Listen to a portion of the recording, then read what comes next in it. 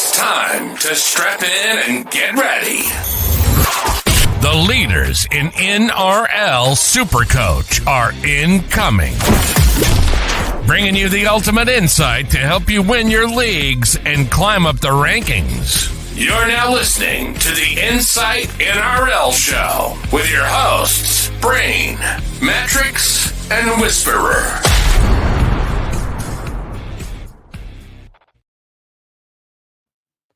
Huge welcome to the very first for this season, the Insight NRL Show. I'm the Supercoach Brain, and I've got my co-hosts with me tonight. You will recognise the Supercoach Mattrix. Matty, how you going, mate? You doing well? Oh, mate, yeah, I just got back from a Phoenix Suns watch party of all places. I tell you what, Drew Eubanks in the house. Yeah, they got pumped. I was the youngest by about 10 years. They handed out a KD jersey and I didn't win it. But I tell you what, the beers were cold. And I hear the rosé was cold too. So yeah, and don't pretend like you didn't have the rosé. I've heard you've had a few glasses, mate. You can't hide from that. But you'd never turn down a drop of alcohol, would you? But, I say that you'd recognise Matty and I, but I'm sure you'd recognise this man a little bit more. Josh, Supercoach Whisperer, welcome to the show, mate. Very excited to have you on. It's going to be a good year. Some look at retirement. This is, isn't it? You've already copped a little bit on Twitter for the lack of retirement, haven't you? Call me John Farnham. No, look, honestly, when the opportunity came up, I couldn't turn it down. But no, I'm actually really happy to be here. Like for once, and I think the listeners will understand this. I feel like there's no weight on my shoulder anymore to be the figure of a podcast. So it's really nice to sit back with a beer and just talk absolute waffle in effectively what is mid-December. We have ripped the lids off very early, but wouldn't have it any other way. I mean, you boys are juggling 3 different sports at the moment, so it's it's a big commitment. Yeah, it's a big commitment, or maybe a lack of personal life. We'll decide on what that is a little bit later on. But yeah, we just love our sport, and obviously you do too. So it's a perfect fit. But mate, we're here to talk Insight NRL. We're here to talk NRL Supercoach in the lead up to the season, and the team picker has just dropped. So we're going to talk through our teams tonight. We're going to go through our initial thoughts basically on what we're thinking around these prices, around these players, around the positions, who's got jewels, who doesn't, who are the nice little pickups to start the season as well that you probably should be considering. So we're going to share all of our team picker teams. There'll be a few double ups as well, which will be good. I'm sure we're on the same wavelength with most. But if you haven't yet, hit subscribe, hit like if you like the content. If you're listening to us on audio, you can also hit follow and leave us a review. We would appreciate it. And you're probably wondering what's coming on the podcast in 2024, and it's much of the same from last season, except we're going to level up a little bit. We're going to bring you weekly shows for the next month or so. So you're going to find us kind of tapping into some team previews, giving our thoughts on the good pod options from each team, giving our thoughts on some primos and things like that, what our predictions are leading into the season. Then we're going to ramp up from Australia Day. We're going to bring you 2 shows a week based on positions. We're going to deep dive into the positions, predictions for the season, trial recaps and all that kind of stuff before the season starts. And then during the season, you'll find us on Tuesday and Sunday live in the evening after the games finish or the team list drop. So plenty coming your way very soon. But on today's show, we're going to give our initial thoughts on the team picker and reveal our first drafts. So, Josh, I might throw over to you, mate. New to the show. Of course. Pressure Why not lead the way? It's funny. Obviously, being as early as we are, it's probably more about structure now rather than specific players. And we'll talk on that. But I guess some really initial thoughts is as the game gets more attacking minded, we're seeing just even in NRL, away from Supercoach, teams are just putting up more points per game.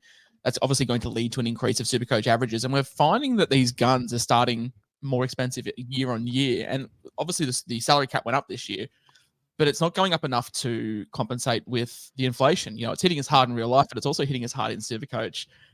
We've got, guys like Nico, Cleary, Travojevic, Drinkwater, Ponga, they're all north of, 900K, and it'd be amazing to have them all. And the old adage of, guns and cheapies has always sort of been there, but I don't know about you boys, but I really think this year there is a lot of value to be had in a lot of the quote-unquote fallen guns, but there was a few guys last year that had regressions due to injury or some rookies that, aren't quite rookies that had a little bit of taste of first grades. They're in that mid-price category, and you can probably see a few of those there. But off the top, we do have Reece Robson. Hooker, it's rough. I mean, Harry Grant is by far and away the standout. And if we can find some ways to get him in, he will be there. I don't know about you boys, but I didn't start with him round 1 last year, and I was very, very happy up until about the 78th minute.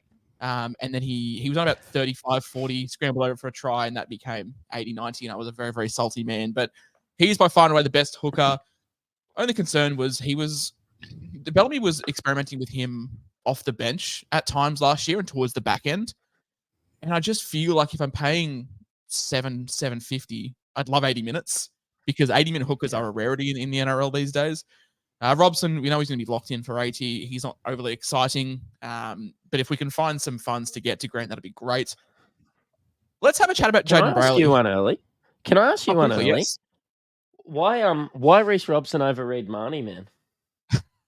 Mate, Reed Marnie, the absolute fraud. How many on this panel were suckered in by the 70 and 75 in rounds 1 and 2 last year? Yep, both of you. Lovely. Me too. So all three of us. I watched Reed go 70 and 75. Traded Brandon Smith. I think he got suspended or injured in round 3, and we all bought Reed Marnie in. And the bloke probably didn't score above a 25 for the remaining of the season, so that was fun. But I want to have a chat about Jaden Brayley because, like me living in Newcastle, I'm not a Knights fan, but the emergence of Phoenix Crosland, he was always a bit of a nobody player in no man's land. He didn't really have a set position, but Brayley went down yet again with an injury. That's 2 major ones in 3 years, and the Knights looked really good. Like, you would assume Brayley comes back in and plays, but the 80-minute role is no longer locked, and it's worrying for. Not worrying, but it's a good problem to have. But I wouldn't be surprised to see Brayley move to somewhere like St. George that need a hooker. Really, I mean, it'd be great if he did move because he's probably more set for 80 minutes, isn't he? If he goes, I think with what Phoenix Crossland did last year when he wasn't there, maybe that kind of hurts him a little bit. Phoenix Crossland was competent to a certain degree, so maybe he does just play 60. Maybe he's a 55 to 60 minute player to start the season, especially coming back from it was an ACL, wasn't it? Yeah. So if it's an ACL injury, we know that the backup from an ACL the next year is usually, it takes a while for these guys to get back into a groove. So I'm 100% in agreement with you. He's in my team too to start. 330K, I think it was. Like that's serious value when he's priced at, I think he's priced at like a 42 average or something like that. And the 3 games that he played last year, when he played 80 minutes, he got 50, 50, and 56. So you're probably going to get more often than not 50 plus from Brayley if he plays his 60 to 70 minutes. I guess the minutes are just a question. What about you, Matty? Yeah, look, like Jalen, you look at people that you can get that have dropped in cash considerably, and you look at that guy. And Phoenix Crossland was serviceable, and Newcastle are paying Phoenix Crossland like is 150K, and they're paying Brayley 550K. So he is going to play the minutes as long as he's in Newcastle. And if he gets traded away, or if somebody else like St. George or someone takes him, they're still going to be paying a considerable funds for this guy. So he's going to play those minutes wherever he goes. And I think, yes, he's coming back from an injury, and yes, he might not score that well, but for 330K, it's a risk that I can't not play. Yeah, it's also worth noting to get when we talk about what players are priced at, take their price and divide it by 10,200 effectively. So Bradley actually comes in at 32. That's what he's priced at. And even at 60 minutes at a 0.5 ppm, that's break even. In saying that, though, if you are put off by Brayley's injury, there are some other guys. Sam Verrills, I'm pretty keen on for a bit of a bounce back. You also have Braden Hands, or also Joey Lussick, whoever does win that start. You would expect to play, a 60-20 split. So there are definitely some options there. But I think a non-negotiable, just based off the mid-ranges. I remember last year you had guys like Ryan Sutton. You had guys like Daniel Saifidi, I think was pretty popular last year. Like there was a few mid-range front row forwards. Christian Welch was another one. Yeah, exactly. There was a few of these mid-range front row forwards that people relied upon. I'm not seeing that this year. There's a couple of cheaper guys, but I think that just instills that you have to go one of the 2 big guns in Payne Haas or Tino Fa'asu or Malawi. Now, I haven't started with Payne Haas in round 1 since 2019 when he was a rookie. So this is the first time I've really considered it, but I just think him or Tino, they are by far and away the best. It's not a sexy position, but you know that they're going to be there all year round. And when building your team, if you can minimize the amount of trades you have to make down the line, Obviously, it helps. Come around 27, is Payne Haas going to be in your side? Most likely. So I'm just trying to avoid any kind of unnecessary trade. It'll be him or Tino, unless someone in trials really impresses me. But these mid-range front row forwards that just shoot up the rankings and the hype train never really pan out. We do have a couple other cheapy guys. I've written here in the notes. You've obviously got Fletcher Baker, who has moved from the Roosters to the Broncos. Now you've got Tom Flegler, has left to the Dolphins. Now he's probably the only mid-range front row forward that I do like. So someone's going to have to take that role, whether it might be a Kenan Palacia, whether it may be a Fletcher Baker. There's someone else that I'm not thinking about as well, but one of them will get the spot. And even at 40, 45 minutes, front row forwards generally have a pretty decent PPM, and he's priced at about a 30 average. So definitely worth the look. Spencer Leniu, I think people are gonna flock to him. I'm not going to spend a huge amount of time talking about these really hyped guys because they're hyped for a reason. But Leniu, we've always sort of toyed with him. Every year we see him at the Panthers, he's always 230 to 300k, and we're always like, oh, well, if he gets the minutes, yeah, he'll be heaps good. But I think this year is the year that he will get the minutes. The Roosters have always been sort of low in the middle. But in saying that, they've got a bunch of back rowers that Trent Robertson's trying to convert to, middle. So definitely one to monitor there. And preseason favourite from last year, Dave Moali, somehow manages to find his way back into my side. I don't know. I mean, Jed Cartwright's moved on. You've got not Mark Nichols. You've got, Burgess getting older. It's, Moali's he's now had a full season under his belt. You don't expect a front row forward to hit the ground running unless you are Payne Haas in your rookie year. But price it pretty much near enough bottom dollar.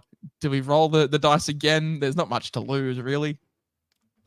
And there's not many other options at that price, is there, in the front row? You kind of have to just go, look, we saw what we saw from him last year. Surely he takes a natural step forward. Yeah, and that's kind of what you go with. Matty, there's a couple of Broncos in the front row for Josh. Any thoughts here? I think Kobe Hetherington may be another option there that we weren't talking about. Yeah, there's talks of him playing a little bit more in the middle. Kobe Hetherington's always been really good from what I've seen, of course, just being behind Paddy, but they've sort of alluded in some of their chats that maybe a little bit of a role change could help both those guys out. So I think if it doesn't work out at the start of the year, they'll move back. Yeah. Yeah, I think we start with a Bronco. Absolutely. It's just is it Kobe or is it Baker? And I've just gone with Baker right now because I think he's more expensive. So it's always easier. And that's just a tip out there. If you're tossing up between player A and player B in this early of the preseason, always go the more expensive player. It's much more easier to free up funds. Boys, don't mind me as well. Sorry. Kobe Hetherington's a second rower only this year anyway. Yeah. So he might be a conversation in the next line. Yeah, absolutely. I still think we start with one of them, but 2RF this year, we are blessed with, bulk of value. The only downside is there's probably 6, 7, 8 guys that are actually viable to start with. The problem is that all of them are 2RF only, and flexibility is going to be huge, especially during the buys. We saw that last year in the first year that we had, regular buys, having the ability to move around players and have a competent bench. It's a toss-up because you've got what I call the Super Six in Piakora, Lane, Curran, Kickow, Fermor, and one of the Roosters boys, Tupanua, Crichton, Wong, pick your poison. But I've gone with 5 of them, and the one that has missed out is Kickow, but you can obviously make a claim for him being up there as well. We saw how damaging he was with a competent halfback at Penrith, 2 years ago? He's always been, off the back of his success at Penrith, he's always been between 550 and 650. So the risk has always been much higher than what the reward is. But this year he's coming in at about 460. That's probably his floor. So it can only go up, but it's obviously putting faith in a Bulldogs back rower who doesn't rely on work rate, who relies more on attacking stats. But his counterpart in Josh Curran obviously has moved from the Warriors to the Bulldogs playing lock. I think I ran the numbers. I think he has an average of about 68 playing over 60 minutes. So, definitely in there. We know he has attacking threat. We know he has that mongrel that he likes to let the ball loose, get some offloads, and he's not afraid to get in there and get stuck in some tackles. Without looking at your boys' teams, I assume all 3 of us have Curran. Yes. Yep. Yeah, cool. He's Sean just Lane, friendly. Yeah, he is. And that's the thing. Like, if he gets the role, then I don't like using the term must-have because I think it's overplayed, but I think he would be very much close to it just based on his price. Priced at, I think, at about 40, 41 thereabouts. Sean Lane is another one who obviously had that broken jaw, I want to say in the preseason or very, very early in the season last year, and never really found his stride coming into the back end. But I assume all three of us are very high on Dylan Brown. So that's just going to bode well for Sean Lane. Obviously coming in at a cheaper price. I think this is his floor as well. I don't think he's going to get any lower than what he is now. Very, very safe picks, him and Curran. I don't really want to allude on them too much. But I do want to... Let's talk about Brendan Piacora. And we do have a resident Bronco here in the chat. Obviously, Kurt Capewell's been moved on. I think it was a huge telling point that Piacora and Ricky were both re-signed whilst Kurt Capewell was still on the books. We've always sort of, I think for about 3 years now, we've always been sort of umming and ahhing about Piacora, but last year was really the year that he made his own. And I think Supercoach Guns put up a stat when he did start, he averaged something like 63. So price at about a 45, so nearly 20 points worth of value there. Yeah, like I've got Piacora in my team, but it's hard to see, your Carrigans, your Rickies, your Piacora, your Hetherington. Like they're all guys we want in our teams, including like your Bakers and your Payne Haas. Like something's got to give somewhere, and I wonder whether the younger guy won't have as good of season as we hope. But with 41, with Capewell, it's not a coincidence that Capewell signed with the Warriors a week after Piacora signed. That's not a coincidence. No, I think they're very, very high on him. Like that's not but I understand what you're saying. There's so many mouths that we want fed for Supercoach. One of them inevitably is going to fall out. It's not like everyone's going to be able to average 65, and I understand that. And Piacora is probably the one that has the lowest floor out of that starting pack. That's what I'm worried about. I don't think that floor is lower than a 41. Just with how lethal we saw the Broncos attack, I'd like to say it's a risk-free investment. And at the start of the season, you're looking for as many risk-free investments as possible, aren't you? You're looking for the value on the paper, right? You're looking for these players that are underpriced by 10 points. And you make your 10, 15 points in cash, you move them on to a primo, you move them on to a stepping stone to get you to that primo. So I think Piacora is probably a good option. I actually don't have him at the moment in my first draft. I've got a lot of guys that you're speaking about right now, so I'll talk about them a little bit later. But I haven't been able to fit him in, but he's definitely someone that's on the radar. With your investments, you sound like Ryan from Astute Newstead. Do I, though? What's Astute Newstead, boys? Go on, Matty. Go, Braino. Oh, all right. Well, I mean, we can't discount Ryan from Astute Newstead. He's going to do the hard yards. Let's be honest. No one wants to go to the bank and negotiate with the big banks. No one at all. So he goes and does the hard yards for you. He'll look after you in terms of trying to sort out your interest rate. So if you're already in the market, he will go and negotiate with the big banks, get your interest rate down. If you're looking to get into the home loan market, he'll also help you out, do all the hard yards for you. He's can negotiate with over 50 lenders as well, so he's got them all on panel. And if you mention us at Insight Fantasy Sports or the Insight NRL show, he will give you a risk-free consult and basically talk you through your situation and look after you. So mention us. You can contact Ryan at ryanh@eganwealth.com or Ryan Astute Newstead on Instagram. Flick him a message. Let him know that we sent you, and he'll look after you. He's actually really good at Supercoach too. He hooked my mate up for a loan, and I swear they just talked about Supercoach the whole time. Did he? I'm sure he helped him out with the loan, right? He did help him out with the loan. He's now a homeowner in Moranbah, but also helped him out with some of his NBL Supercoach trades. So, you know what? If you want to contact Ryan at Astute Newstead for your Supercoach trades, get on it. So you can do that. He was in my inbox for about half the fucking season last year, and letting me know that he was ahead of me, telling me he was ranked in the top 1,000, I think, or top 1,500 for about 3/4 of the season, and he crashed and burned with no trades. And I'm just sitting back going, yep. Cool, thanks for that. And I reminded him at the end of the season, you probably should hold some trades. So I've given him a little bit of a lesson for 2024. Hopefully Ryan's watching. Josh, keep going, mate. Your boys talk about like risk-free investments and getting the most value. I think that goes hand in hand with Bo Fermor. We saw him miss the entire season last year with that brutal ACL very early on. I'm very, very curious to see what happens with David Fifita. We know that he suffered that pectoral injury and he's off for surgery and he's very much racing the clock for round one. Fermor played his best footy on the left-hand side, but Fifita also was, exceptional last year on the left-hand side as well. He's priced, in that mid-40s as well. We saw how good he is.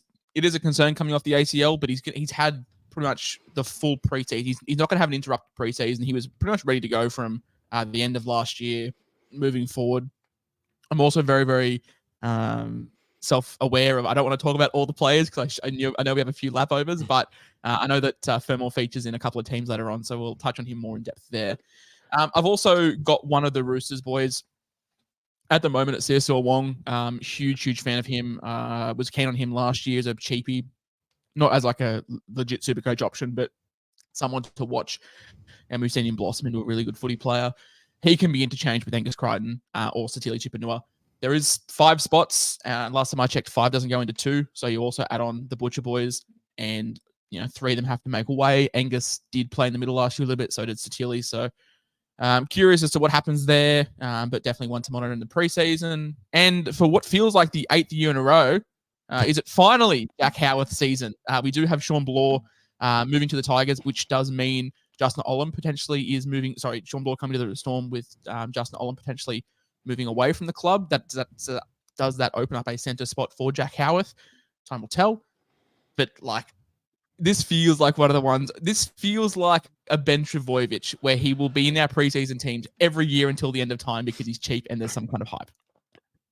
Is he a place filler?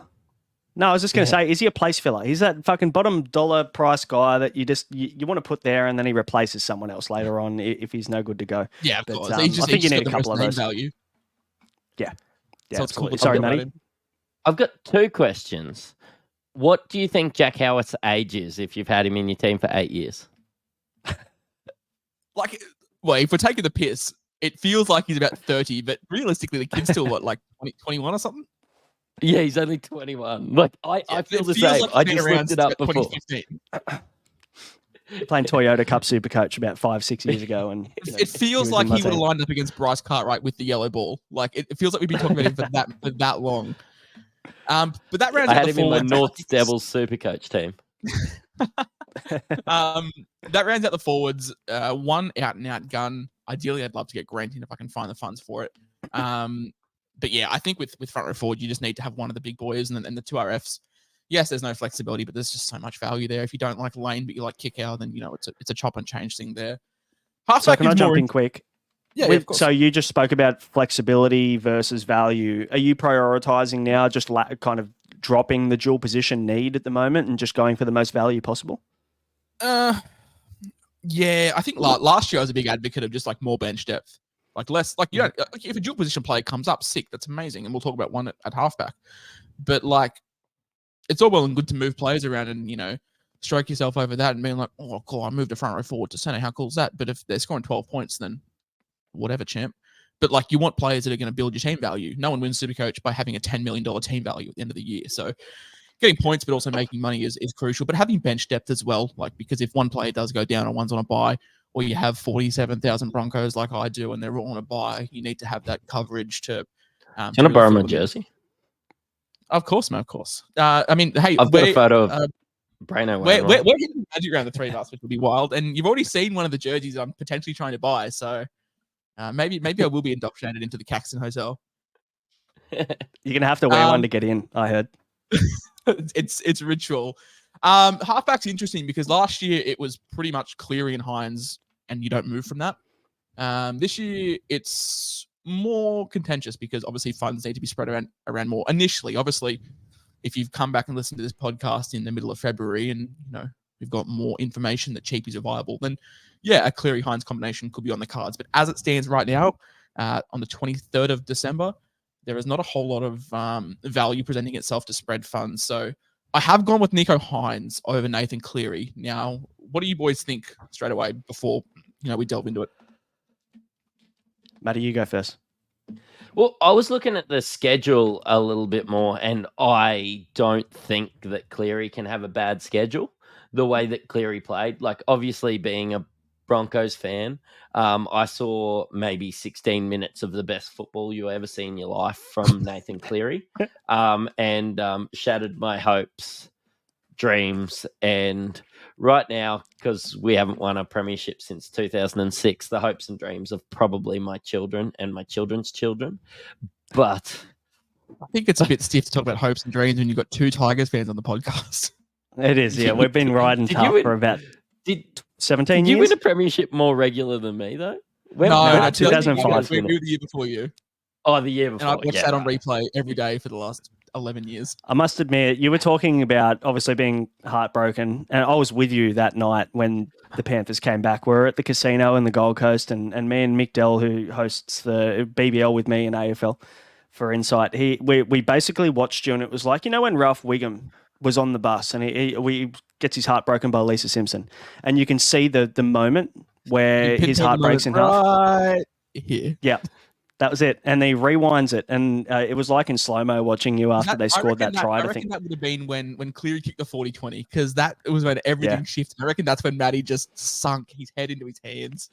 I think it was when they went up by 8. It was like, whoa, this is going to be pretty tough to come back from with about 9 minutes left in the game. So anyway, I just thought I'd bring that back up for episode 1 just to get that out of the way, because it's been sitting on me for about 3-4 months. It's been sitting on me too. I've brought up the schedule as well. If you were referencing the schedule, Matty, very quickly, it's on the screen now for anybody watching on YouTube, and for anyone on audio, hop over on YouTube, check it out, or hop in the Discord and download it because it's in there too. Yeah, and I don't think that the Panthers can really have a bad schedule. I know they're playing Melbourne and the Broncos, but, Sydney and Manly can be anything. Actually, Parramatta probably could be better than Sydney and Manly as we go through. But you have a look at the Sharks. I consider New Zealand a bit of a powerhouse. Canberra can be good defensively at times. But Bulldogs and St. George could be pretty good. Look, there's just an earlier buy for Nico. I'm probably going to be looking at Cleary over Nico if I can't do them both. Okay. That's fair. I don't know if I'm over-analysing it, but the Panthers are in England 8 days before round 1 when they play the World Club Challenge. And just that draw, yeah. So as mentioned, Cleary will be in England just 8 days before taking on the Melbourne Storm in Melbourne in round 1, followed by the Eels, the Broncos, and the Roosters. Compare that to the Sharks. They are going to have the Warriors away, which, yes, granted is not a great fixture.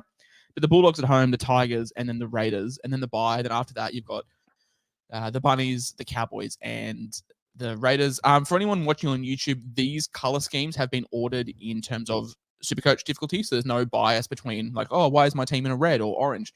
This is purely in terms of Supercoach. And Braino, correct me if I'm wrong, but red is bottom 4, orange is the next bracket, light green is the next bracket, and then green.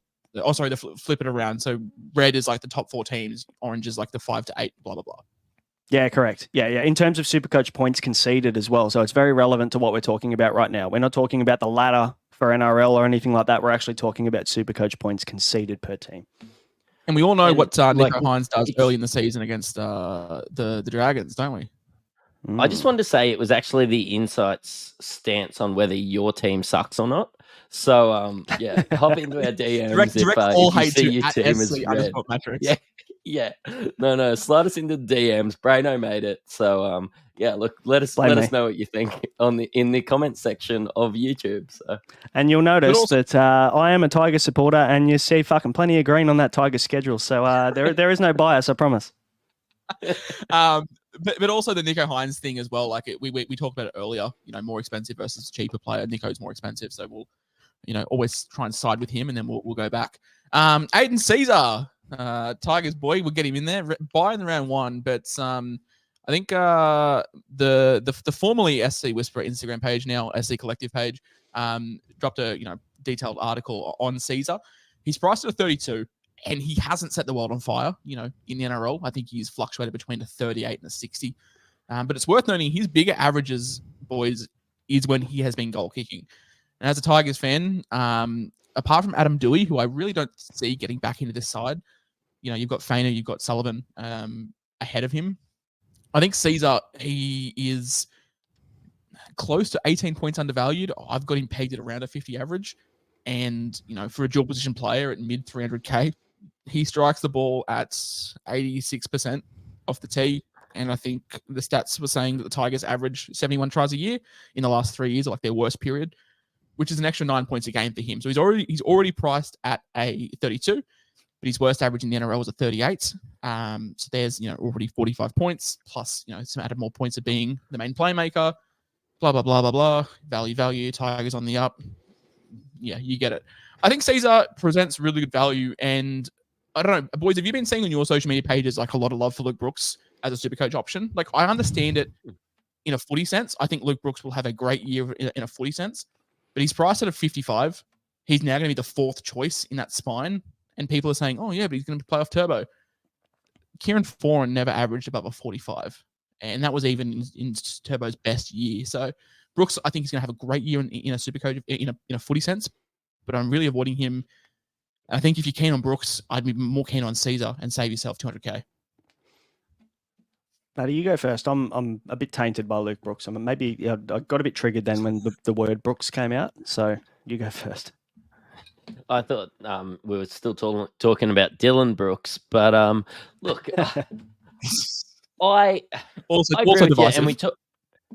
And we talk about people that have those Supercoach friendly games, and there are people like Josh Curran that I'm not actually convinced that Josh Curran is the best football player at 420k. Like, you've got plenty of other guys in and around that I would rather have on my team.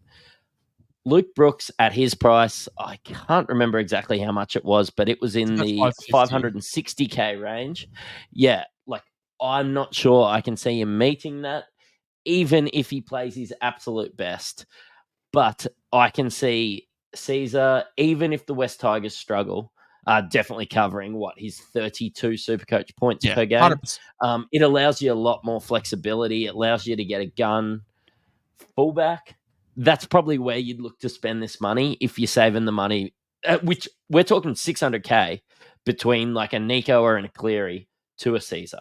That's what you're looking at, isn't it, Josh? Of course. And that's the thing, like, that's the way that you really have to look at it, is like, don't look at it as like, oh, well, Caesar scored me good points. It's like, what does Caesar allow me to do? Does Caesar allow me to go from a Jaden Campbell to a Scott Drinkwater?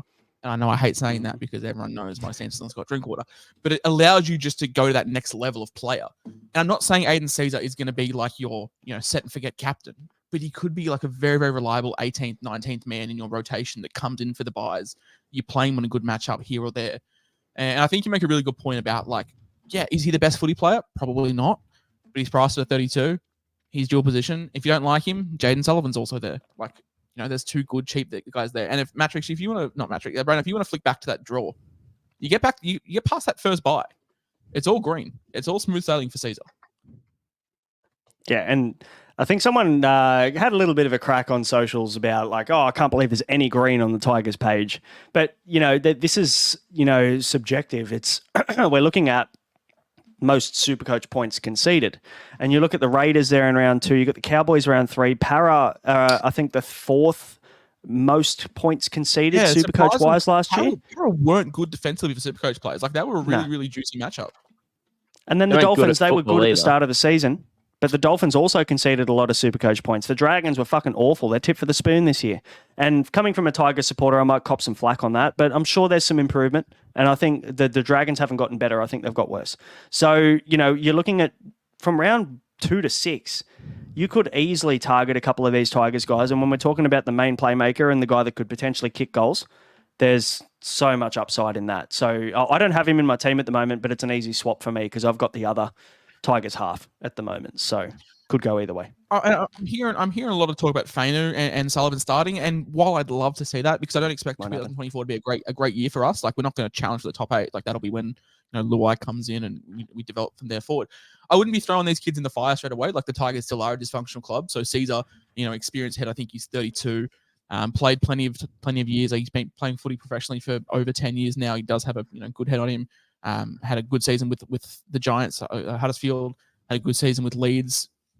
It's like, he's got experience. So I am keen on him. I mean, if you showed me a team that had Luai and Cleary, obviously I'm not going to say, oh, why don't you trade to Caesar? Like, yes, if you can afford Cleary and Hines, then of course. But there are just some worries at halfback for me. Like, you've got guys like SJ. Can he replicate what he did last year? I don't think so. Like, I still think he'd be good, but like, last year was just an outlier season. He was amazing. Not many halfbacks get better with that age, apart from probably like an Adam Reynolds, like, in terms of like pure footy. So he worries me there.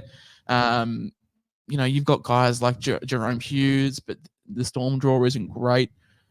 I don't know. I just think Caesar presents, enough value for me to take a punt on. Dylan Brown is in my side. I will leave him because I know he's in a couple of your boys' sides. We need to have some players to speak on, as with KO Weeks as well.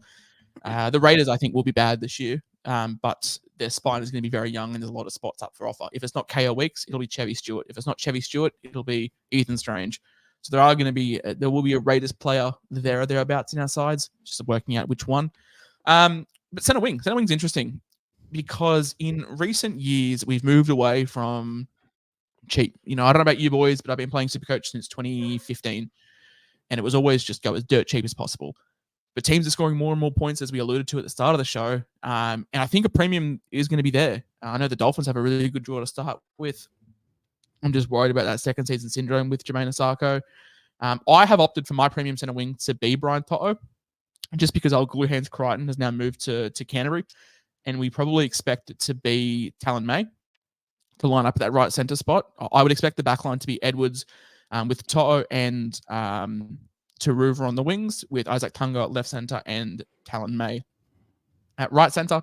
And I just think, Brian Toto, tried and tested. Is Brian Toto a guy that you want in your team around 27? The same thing we spoke about with Payne Haas, and the answer is probably. And if you have the funds for it now, then by all means go for it. Xavier Savage, I will leave him because I know that he's in a couple of other teams as well. But Kale Ero, now I know that every podcaster has their guy that they hinge their hat on. Last year mine was Teague Wilton, and that was somewhat success. The year before it was Cody Ramsey, which but this year worked out well. Yeah, of course. But this year for me, it's Kyle Ero. Talakai, he's great in attack. He's probably the best attacking center in the comp. But defensively, he's not good. And I think with the loss of Wade Graham, they're going to need more bodies in the middle. Dale Finucane's not getting any younger. Oregon Kafusi hasn't really kicked on as much as probably Sharks fans wanted them to. I don't know about you boys, but I think Talakai might be best served back in the forwards. Yeah. I completely agree with that point. I don't know whether there's much more to talk about. Yeah. Which I think that'd be a really good thing. Like for Supercoach even. Like Talakai could be a beast. Of course, but I think it'd be great for the Sharks too because, you've got guys like Cam McInnes who offer you nothing in attack. He will give you 70 tackles. He will put his heart and soul into every game, but he gives you nothing of flair.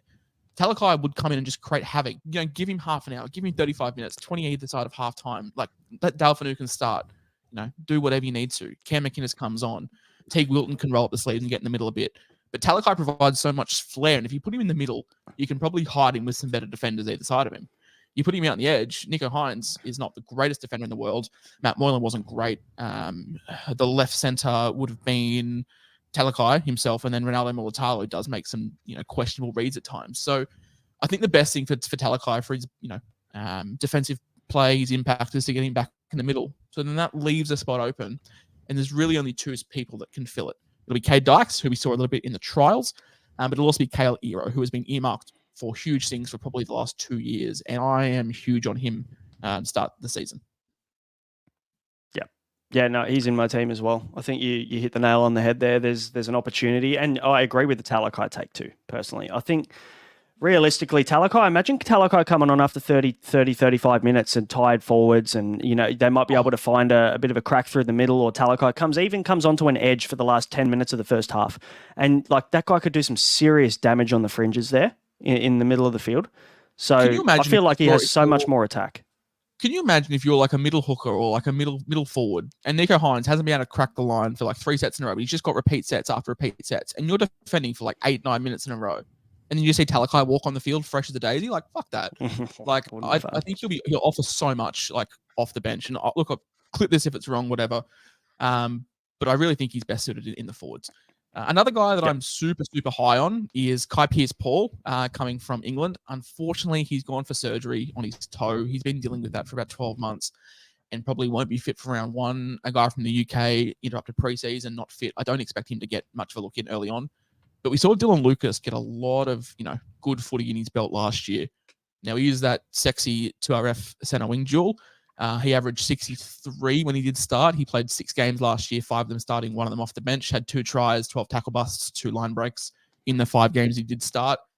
He's priced at about a 51 and averaged, 64 when he did start. This one I'm not, overly confident on right now because there is competition from Brodie Jones, Jed Cartwright, and Pearce-Paul if he does, find fitness for round one. But just based off what we saw last year, I think he's a real stud. And if Adam O'Brien was trusting him with 80-minute performances at the back end of the season when the Knights were really looking to, gel before finals footy. He's going to be playing on that left edge. We know how good Lachlan Fitzgibbon was in his, quote-unquote prime, playing off KP. And the Knights, from memory, have a reasonably okay draw as well. But, obviously that really nice duel. I'm not going to be chasing too much upside early on. That's why you've seen me go with, tried and tested guys like To'o. And if we can get, a 60, 65 point scorer in the 2RF actually in our center wing, I'm happy to go with him there. It's not something I'm dead set on. I'd like to see some trials footy, and I'd like to see some people drop out of the rotation, Brodie Jones, Jed Cartwright, and get an update on Pierce Paul's injury status. Yep. I like it. Any thoughts, Cool. Matty? No, not really. Like we're gonna delve into our second rowers. Our centers as well. But Dylan Lucas having that flexibility in Newcastle, I think he's the better player from all the good blokes from Newcastle that we had a chat about. Yeah, I'm huge on Pierce Paul, but he's just not fit. Yeah. And I much prefer the 2RF center wing duel than I do the 2RF front row forward duel. Like the amount of flexibility that can create for your team, I much prefer that. So if you can find a guy that can slot into both there, gold. Well, that's the thing. Like, Brennan Piacora is a bust after 4 weeks. But you've got some random mid-range center wing that just like kills it, has a role that we don't see. Someone like Tom Jenkins, who's like a really gross price from the Knights. Like, we're not going to start with him, but for whatever reason, if he's just putting up like Marzu base numbers and Piacora sucks, in another world, you're like, we'll have to make 2 trades here. But you've obviously got that flexibility of just moving Lucas back up and you free that spot up. On the bench, I'm not going to go too much into it because a lot of these guys are so-so. But Nick Cottridge, pretty much near enough base price you expect to start in that back line. I expect it to be Savage. The wings would be Rapana and probably Cottridge, and the centers would be Chris and Timoko. So, you're getting a starting 80-minute player with quote-unquote pedigree. We haven't seen that pedigree in about 8 years, but, he's bottom dollar. We'll take it where we can. A former Canberra Raiders and Holly Smith-Shield has moved to the Titans. Interesting to see where he fits in because you've got Phil Sami, Brian Kelly, Jojo Fafita, Lofi Khan Pereira, Jaden Campbell, AJ Brimson. There's a lot of mouths there, but more or less just a placeholder. But, Mattrix, let's talk about Jesse Arthurs because there's a couple of spots opened up in the back line of the Broncos, and we expect Arthurs to get the left wing spot. What do you think of him this year? It's hard. Like, they re-signed Corey Oates as well, and I know that he's getting a little bit older. I think that he's 32.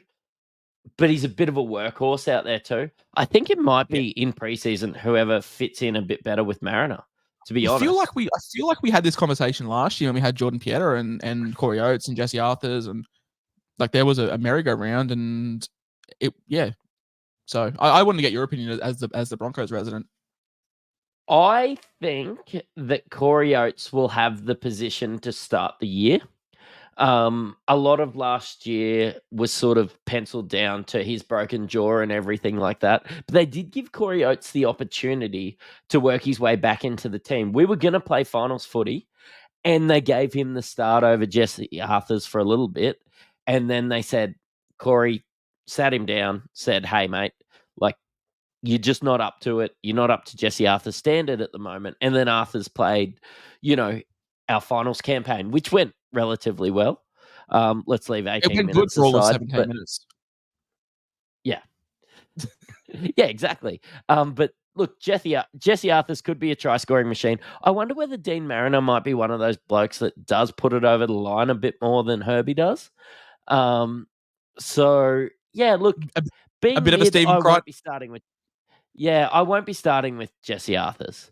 I like that mid-price bloke, and I don't think you'll actually end up starting the season with him. But yeah, I've done the same. I've chucked like a Tuipulotu or someone like that in there because I'm going to have somebody worth that amount of money in my lineup. Yeah, well, I think the beauty of Arthurs is if he starts, he becomes an option. If he doesn't start, I've got 370k there. He's on a bottom dollar price. He's near enough 400k, and we drop him back to a bottom dollar cheapie, and there's my Robinson to Grant. And the fullbacks, KP, I'm pretty sure he's in at least one of your boys' teams, so I won't delve on him too hard. And Pappenhausen, not much to talk about. I'd love to get a Drinkwater in there if we can find the funds, and I hate myself for saying that. But I'd love to have a Drinkwater Ponga combination. But is it a change of the guard, boys? It used to be Teddy, Turbo, Teddy, Latrell, Teddy, whoever. We're now sort of looking outside the realm, and we're sort of breaking the mold a little bit here. Turbo's just way too expensive. Teddy was not good last year. Like from a footy standpoint, Supercoach he was still fine. Like I think he averaged very high 60s or early 70s. But but we're seeing the new blood take over. Reece Walsh, Kalen Ponga, Scott Drinkwater, all these guys with a bit of flair, and Pappenhausen, we know what he can do if he is back to even 80% of what he can be. He's still underpriced. Yeah. Oh, I think in the fullback position, you do have some good options. I think everybody's going to be off Tedesco based on last year. I think a few people got burnt by Teddy, and we're starting to see Father Time catch up a little bit for Teddy, unfortunately. But Pappenhausen, in terms of value, at 650k or whatever he is, 645k, like that's an insane price for a guy that could be worth $1 million in 6-7 weeks' time when the season starts. So I think he's a bit of a no-brainer. And then Kalen Ponga, I think a lot of people are emotionally picking Ponga as well, purely based on the fact that maybe they faded him.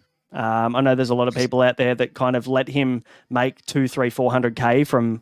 I think he crashed down to like sub 500k at one point in the season last year. Obviously, the head knocks were an issue for him last year as well. So there's a lot on the mind for Ponga in terms of injury. But I think what we saw from the back end of the season, the guy's one of the best fullbacks in the game.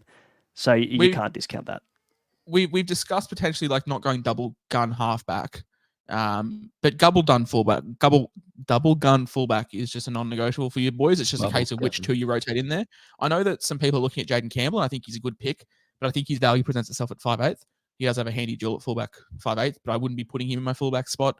I think just with the modern NRL and just how high ceiling these guys are. Hell, we saw Reece Walsh, was it round 1, have 10 points after 70 minutes and finish on 100. So these fullbacks can just turn it on quickly. And you don't really want a plotter there that's just going to punch out. No disrespect to someone like Dylan Edwards, but he'll get you 65 every week, which is cool. But I'd much rather get 30 or 150. Yeah, it's always the upside pick you'd prefer. I know Matty and I spoke about that a fair bit last year. You're looking for that upside somewhere. Someone that can get you 120 to 150. I don't know whether Dylan Edwards does that for you, but yeah, if you're looking for someone safe with base, he's the guy. But if you're doing a challenge, if you're doing a challenge of like no trades all year, then yeah, Dylan Edwards 100%, like lock and load. But like if you're actively trying to climb the ranks, and that's it. But that's going to be. I don't have a team name yet. I didn't have any cult. I sort of had Jake Granville last year as a cult hero. I need to think of a team name. I think the Ramsey resurgence is a thing of the past. I think our best days of Cody Ramsey are far gone. But no, that's my side, boys. I'm keen to rip in and see what's sort of crossovers we have. Yeah. I'd say we have a few. There's a few pretty popular, obvious options there, and you've given good insight there into your thoughts. But Matty, we can move across to your team, mate. Kick us off. You got a different hooker to start, so that's a good talking point. Mate, Sam Verrills is actually my favourite hooker in the Gold Coast. There's a few of them. Yeah, there's a few of them, but look, when it comes to Sam Verrills, I'm a big fan. Sleek, long, blonde hair, sandy blonde even. I like him.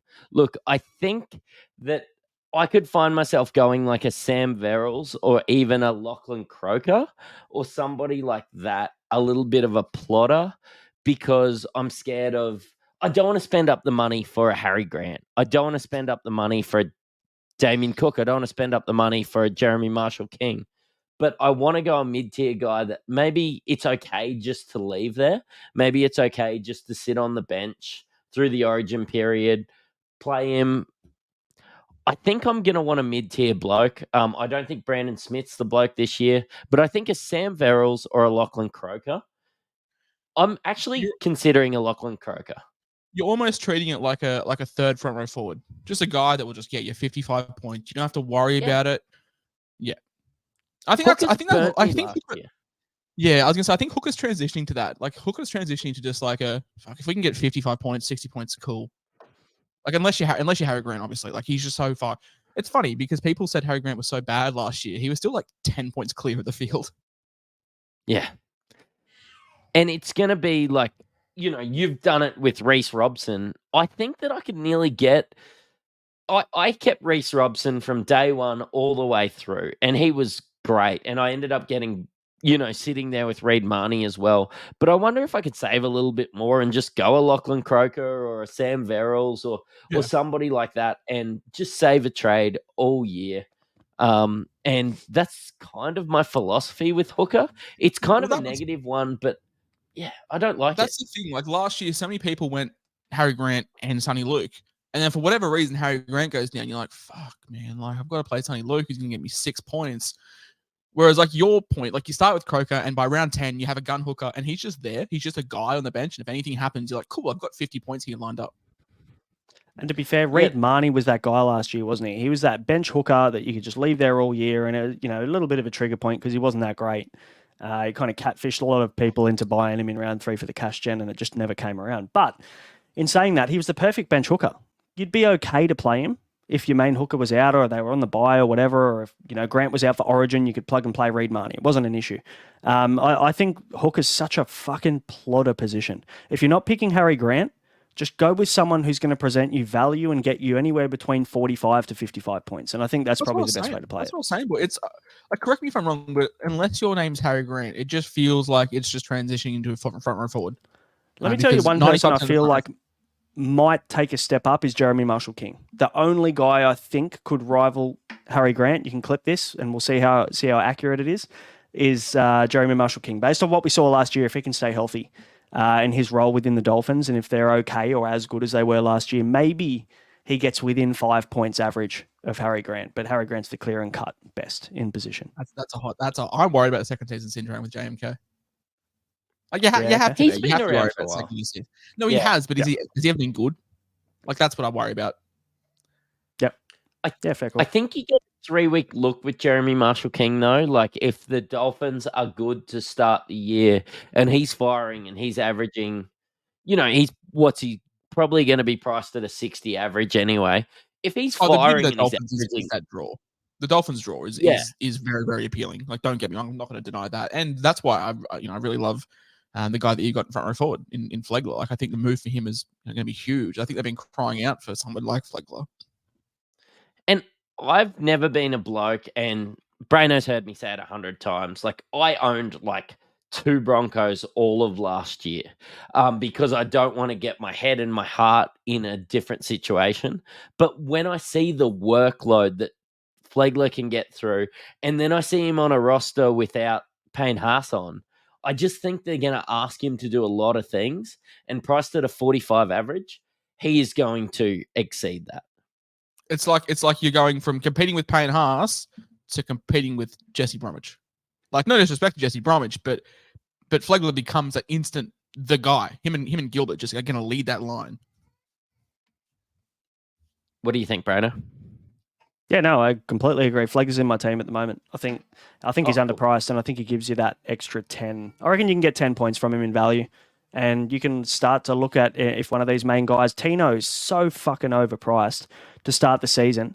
Like, he's a massive target at round 4, 5, 6 if he drops off the face of the earth or starts slow. And that's what I'd be lovely. That'd be awesome to look at. If you could see Flegler climb up to that 550, 600 range and you see Tino's kind of fall back to the mean a little bit, he's a pickup. That's a nice little transfer there for an extra 50K. Would you be surprised if we're sitting here in, late September doing a round 27 preview and Mattrix still has Flegler there because he's just putting out 64 average? Like, I wouldn't be. No, legit, no. I wouldn't be surprised at all. I've had a headphone issue, so keep talking. That's fine. But no, yeah, like I think Flegler generally could just be like 60 to 64. He's a guy that you're like, oh man, I'd love to trade him out, but I've always got other fires to put out. But he's not doing anything bad. Like he feels like Max King, like 2022 Max King. Like he's just a guy that he's very reliable for you, and there's no need to sell him.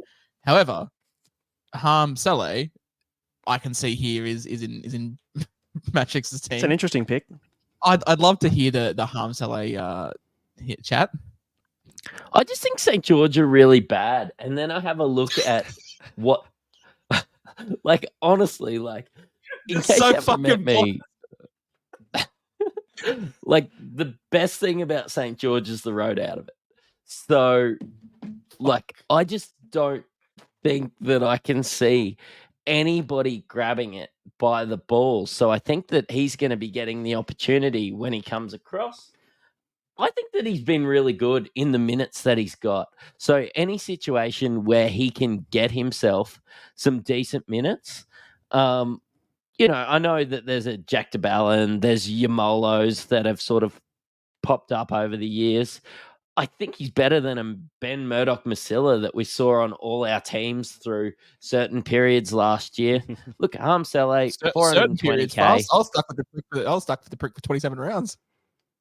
Yeah, I might be stuck with Harmsele for 27 rounds, but I think that he's been serviceable, and I can see a bigger role if St. George want to progress forward. They've obviously brought him in for a reason.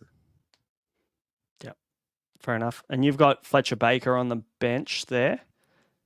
Yeah. We mentioned him a little bit, didn't we, previously? But you're pretty high on him.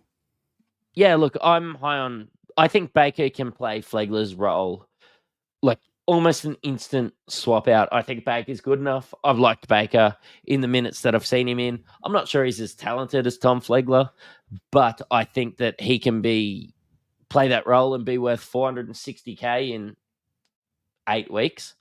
Definitely when we come into the start of the year. And Spencer Leniu, I'm assuming that he's going to be quite popular purely because of the move to the Roosters. He's gone away from the Panthers. He's going to get more of a prominent role over there in Bondi. Is that the reason you're picking him just to start? Yeah, and I wonder, they're high on him. They just sent him to Vegas as their promo guy. So I think that he'll be okay. I'm a bit worried about starting too many Roosters. I've got Josh Wong, Leniu, and Tupanua in the lineup at the moment. I can't see me starting 3 Roosters in those positions. So there's going to be a few spots that I juggle around, and just there's going to be the preseason chat. There's going to be some preseason games, and look, it's not going to be 3 Roosters in those spots, but hey, it's the middle of December. What am I meant to do?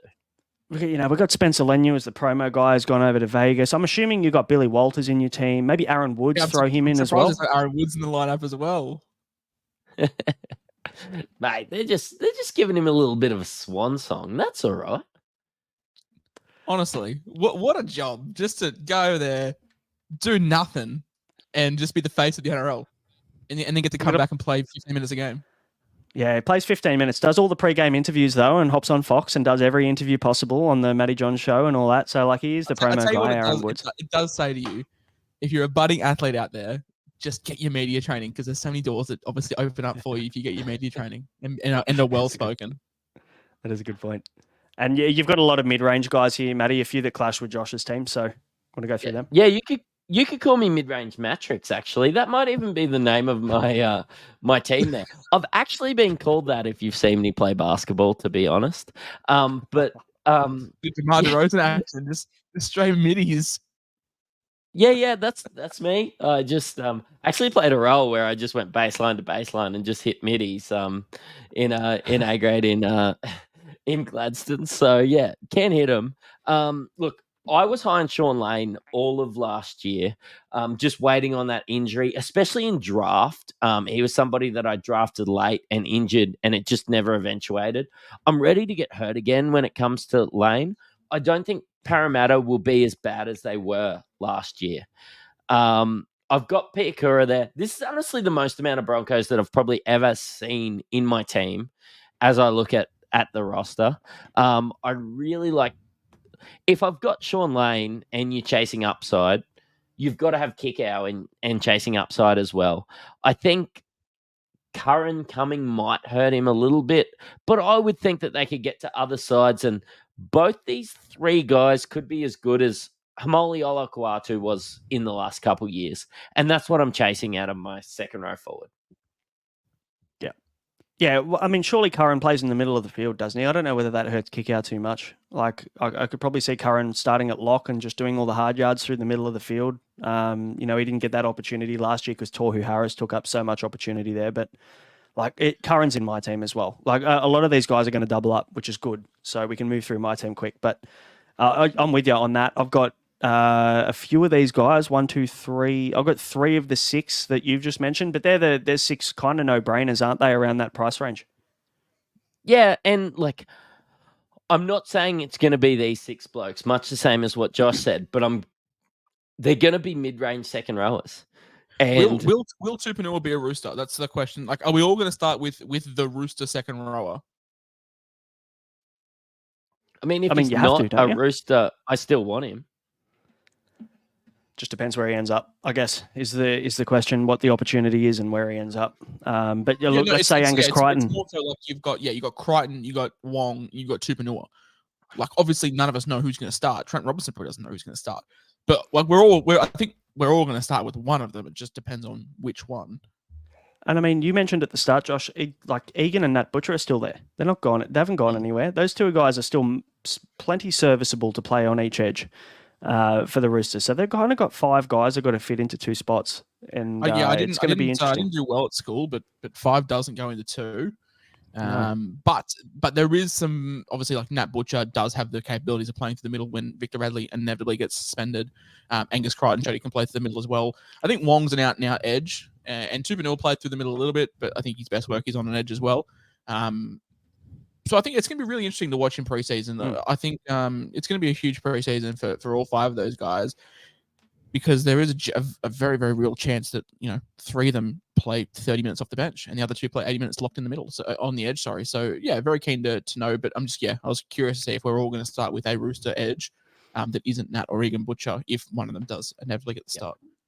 I'll go out on a limb real early on and just say, I reckon it's going to be Josh Wong that starts. From what he showed last year at the back end of the season, it's clear that Robbo started to trust him a fair bit to do a job on the right edge. I'd be very surprised if he goes away from that. He's going to have a natural step up again next year. I think the worst case scenario is 4:00 on Tuesday. It's just Egan and Nat Butcher, and all 3 of the other boys are on the bench. Yeah, that is true. I guarantee you that happens too. We'll revisit that in a couple of months. Guys, Matty, honestly, being 2 Tiger supporters, you've talked me into swapping that out to Sean Bloor. So thanks, guys. Means a lot. Goodness. We're going down that. He won't be a Tiger for much longer, mate. He's going to be in Melbourne. Oh, wow. That's even better.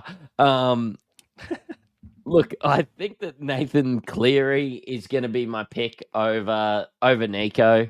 I think at the start of the year, I might just go a little bit safe. I could see Nico. Cleary has a higher floor, but a lower ceiling than Nico. And as much as I just love to slap the sea and enjoy the ride that is Nico Hines, I think if I had to pick one right now, it's Nathan Cleary.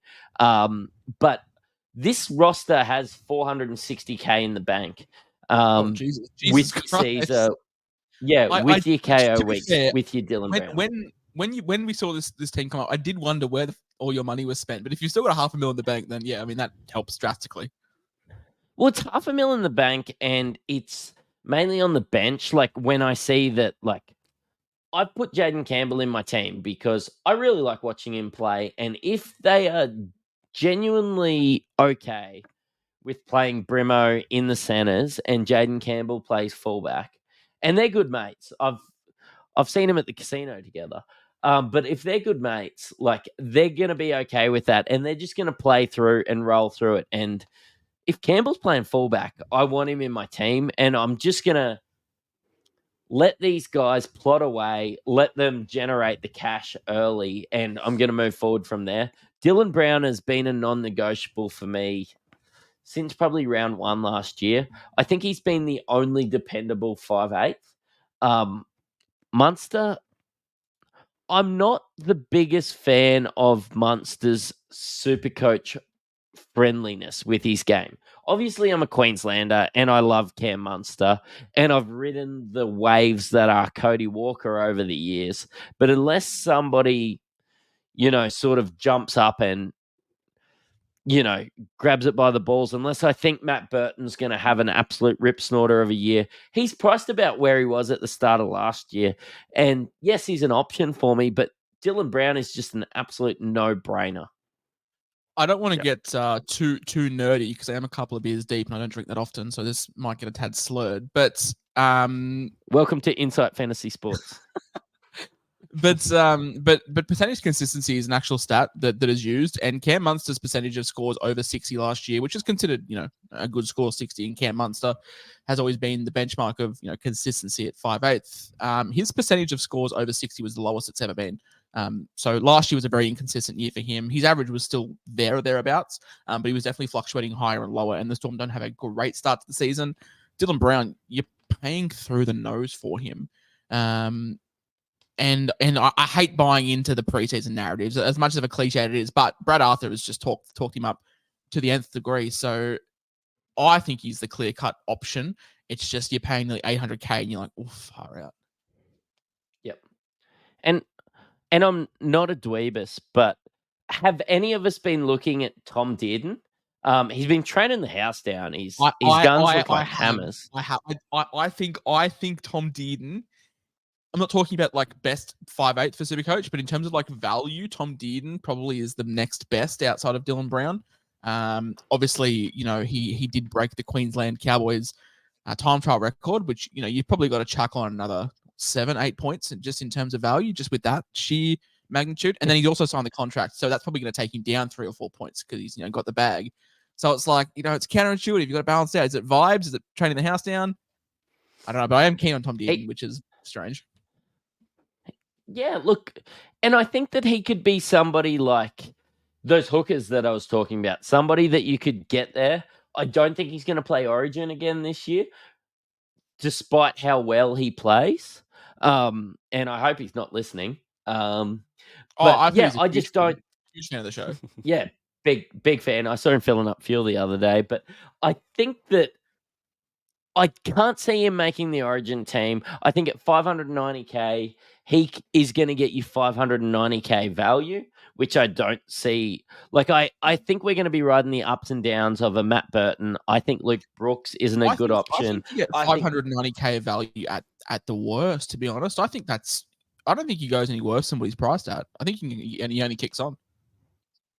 And I don't want to sound like I'm sitting on the fence, but I have got 500K in the bank with this. So if KO Weeks isn't going to be playing footy, then I can just get a Tom Dearden.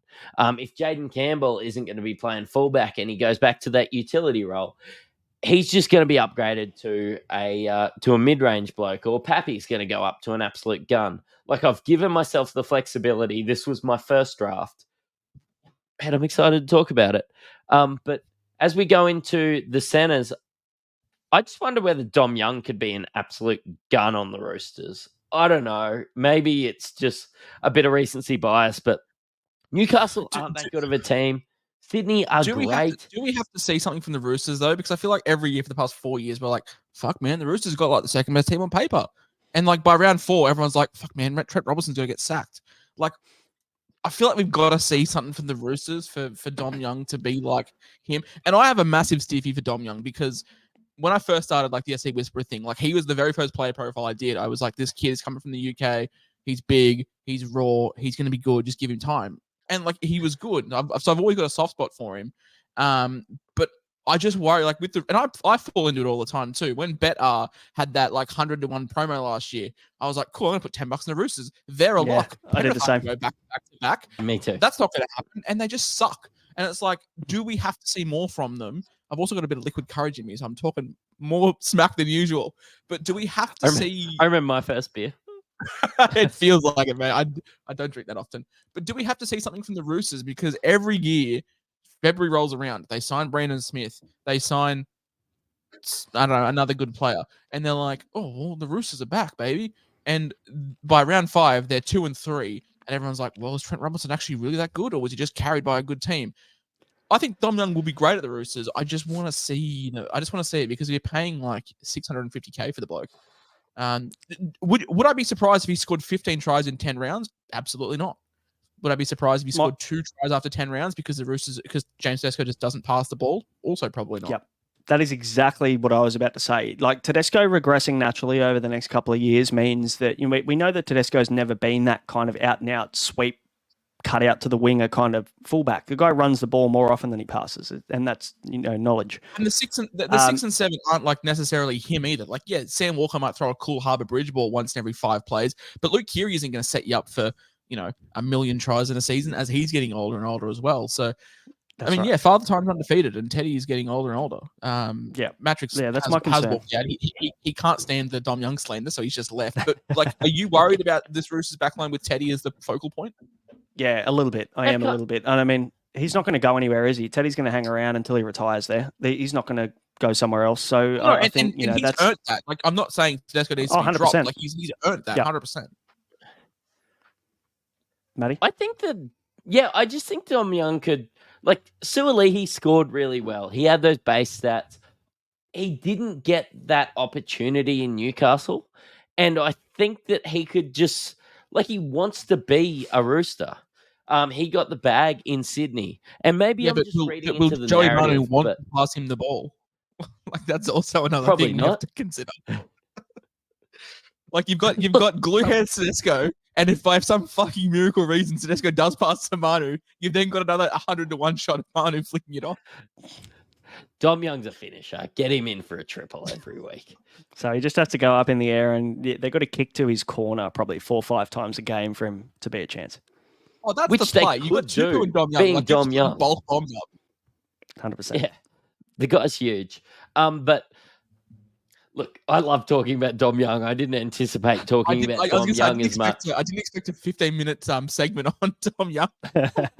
And I didn't expect us to talk about Talakai as much in your chat. But, like, these are placeholders, and it's more like I'm going to go like a Dom Young, a Talakai, a Karaz. I really like Karaz still with his base stats, coming back healthy. I actually kind of like Hammer this year again. Like, I got proved so wrong with Hamaso Tabuai Fido that I feel like I owe it to him just to get him in there, because I think that he can be really good. Obviously, I'm turned off by the fact that he's going to play Origin, and maybe it's maybe I should just get a Herbie. Speaking of people that are training the house down at the moment, the guy looks like an absolute Adonis out there. Rig-based selections are off the charts this preseason. Herbie looks unreal. Yeah, exactly. And people say, oh, well, don't read too much into photos. Do we all remember that Sean Johnson photo from last year? Bloke looked diced, and he had the best season of his career. So I'm not saying there's a correlation, but Herbie is looking shredded. There is a correlation. Let's run with it. And I'm not sure about Braino's team, but I would rather add a Herbie or a Hammer than a Tuivasa Sheck, who I've seen in a lot of teams at the moment. Yeah, Tuivasa and I'd Sheck really like to discuss him. Go.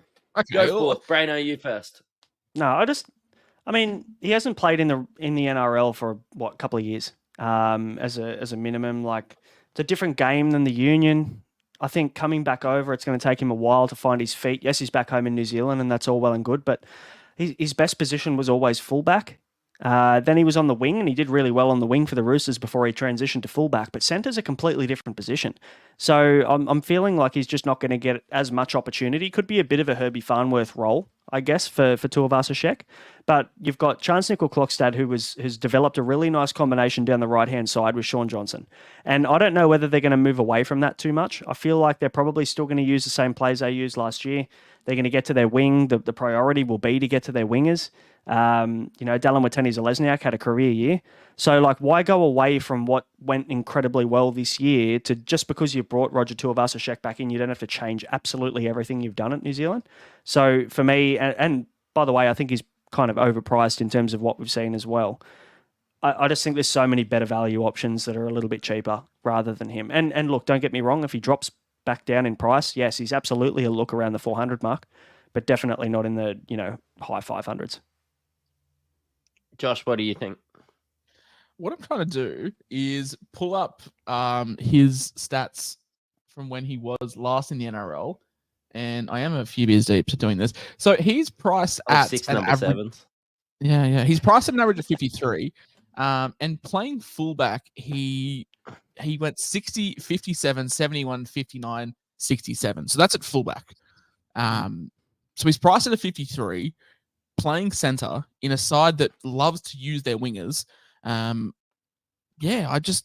not. I mean, if he plays this like Joey Manu role, where he's like getting his hands on the ball as much as Chance, then yeah, I mean, cool. But I think RTS is a guy that I want to see 3-4 games on, even in the trials. Like if he's there, ball playing and Chance is just like being a passenger. Yeah, I mean, I'll jump on RTS over like Dylan Lucas because the upside's there. But I know the Warriors have a good team. I'm always worried about a second season syndrome. I've said this a couple of times. And RTS, yeah, like Braino said, if he was like 400k, then he'd be like 50% owned. But I would not be surprised to see round one rolls around. RTS is owned by like 17.5%, 18% of the game. And it's just like, why? Like, what? Agreed. Maybe I'm missing something. And like I said, clip this if it's wrong. But if he's playing a roaming role like Manu, then of course. But I want to see more from him. Rugby is a very, very different game. And yeah, I just want to see something. Like I'm not keen to pay 550k for a volatile position in center where RTS could score 13 points in one game and then come out and score 90 the next. Like I'd rather do that for a cheaper guy like a Taruva last year or a Paul Alamotti that had like his highs and lows. I don't want to be paying 500k for that. Yeah, and I think if you have a look, like the Warriors had their best year since like 2012. Yeah. I went to the grand final when they played Manly, I think. They're not going to go away from a Sean Johnson, a Chance Nickel-Klokstad, a hitting Dallin Wateni Zalesniak every opportunity they get because, RTS wanted to come home. RTS will be great. He's definitely a better center than they had last year. But RTS, I'm not going to also, pay up straight away. He's also not a diva. Like RTS isn't going to walk in and be like, I need 40 touches a game. Like he'll be like, bro, if we get the win, sick, up the wires. Like I don't think he's going to be someone that demands the ball. So I think he's very much going to fit into a system. And if we're sitting here in round 6 being like, fuck boys, RTS is averaging 65, let's all buy him. I'll happily admit that I'm wrong. But like right now, based off the data that we have, I just can't get around it. One guy I have been looking at, and I know you just mentioned him, Paul Alamotti. I just think that if he gets that role, I think he was pretty good at the Bulldogs last year, coming into the Panthers system. If we look at the preseason and he has a role in the Panthers, I think that he could be really good. Absolutely. If he has a role, absolutely. I'm just worried. Well, I'm just wondering where that role is. I think is there rumor, correct me if I'm wrong, with that they said they were going to potentially play him through the middle of the field? Oh, that's hot. Because, Spencer Leniu moving on creates that opportunity there where you could get Paul Alamotti in the middle of the field off the bench. I have seen that somewhere. In that Jamin Salmon role? Yeah, that'd be ideal. That's why he's gone. That's hot. So there's a couple of spots opening up there. I can't get around the bench utility for 414k, but if I can get around him for 250 when he bottoms out, like I think he's a guy we could be. If that's true, I mean that makes me quite hot and heavy under the collar, because Jamin Salmon, no disrespect, he's no well beater, but Paul Alamotti, yeah, you were right. Like he was good at times last year. I think he was exposed in a poor Bulldog side, being 19 or whatever he was. But yeah, if he come around to 8, if he's bottomed out and he's playing 30 minutes off the bench, 30, 40 minutes off the bench. Similar to my boy Jake Granville, but just much better, then absolutely, I'm keen for it. And he's, the beauty of center wing is you've got 3 bench spots. It's the most deep, it's the deepest position. You've got 7 options there. So he's a guy you could have as your 7th center wing that's putting up 35 points and you paid 230k for him come round 8. I would be starting with him because I'm just not sure where the role comes. But, for whatever reason, if Taruva gets injured or Talon May doesn't come back as best as he could, because we know Tango and To'o are locks. But yeah, I mean, Paul Alamotti is a guy that could just definitely step in there, and I wouldn't be surprised to see him average 55 in this Panthers side. Yeah, and I think that there's 3 guys that I want to talk about. It's Stags. I think that he could have a little bit of a better year. It's Mariner, it's Walsh, it's Arthurs. It's just the Broncos backline. It is, and I do want to bring it up. And the other one is Talagi. I think that he had a good year. Got the opportunity with Queensland last year. I don't want to rub it into you blokes, but he was really good. And I hate the Cowboys, to be completely honest. But I think Talagi at 470k is probably pretty good value. I know the upside comes from tries. I was actually really keen on him at the preseason last year just because I was like, oh, well, he's just a cheap Brian To'o. And it didn't really materialize because the Cowboys sucked for the first, 10 weeks until they put 70,000 points on the Tigers, and then they kicked in the gear. But I was counting him last year. He was priced, he was more expensive last year, and I was counting him. So there's no reason for me not to turn my nose up at the Tuilagi shout. Absolutely. I think the Cowboys, they have to be better. They can't be any worse than what they started off last year. What do you think, Braino? Yeah, no, I agree. Not much more else to add. I agree on the point. You got Kailero on the bench though. You're not starting him. Is that like genuine offense to Josh? Because he got a stiffy for him, and you've just thrown him on the bench as his seventh centre wing. I just need to chuck in a 200k cheapie, and I heard in our group chat, Josh just wouldn't shut up about this. It's 2:30 in the morning. I'm just sending you Kyle Hero. It's 3 a.m. and I must be lonely. Definitely. Yeah, Definitely just watching Kyle Hero. But yeah, I think I've spunked enough over him. And we had that big Talakai chat. But yeah, talk to me about Jaden Campbell. Obviously, a really good price, and by the sounds of it, Brimo will move into the centres, and JC will play fullback. I mean, JC was electric at fullback last year. No disrespect to Brimo, but they just look like a different side with him there. Do you think Des helps? Because that's the Des factor is real. Yeah, I'm not sure that helps. I think just Brimo playing in the centres and Campbell just being a fullback, and he is a fullback. He's not really a utility. He's not really a 5'8". I think just Campbell being a fullback, when they signed him, and it was only mid-year that they signed him last year, I thought, what the fuck are they doing? And this can be the only solution, is Brimo in the centres, Campbell at fullback. It just has to be with the way that they've structured their team. And Campbell's great. And I like Kieran Foran. And I obviously, I sung the praises. If you had to put, you talk about your guys, AJ Brimson and Hudson Young were my guys last year. If I had to talk about my guys, it's AJ Brimson and Hudson Young. They're the guys I punted on. And look, Jaden Campbell could be my guy this year. And you know what I'm really excited? Oh, actually, no. Firstly, I'm disappointed because Jaden Campbell not playing at 5'8" means I can't just go anytime try scorer on the right edge back rower running at him every single week. So that's a little bit disappointing from my Sportsbet account. But I think it's a good thing for the Titans. The guy can't play 5'8". He just gets picked on in defense. He's too small. So I think his spot is fullback. If you need him in this team, he needs to play fullback. So yeah, I'm on board for that. I think I've got him in my fantasy team from memory. I just don't have him in Supercoach. Yeah, he's in my fantasy team as well. There you go.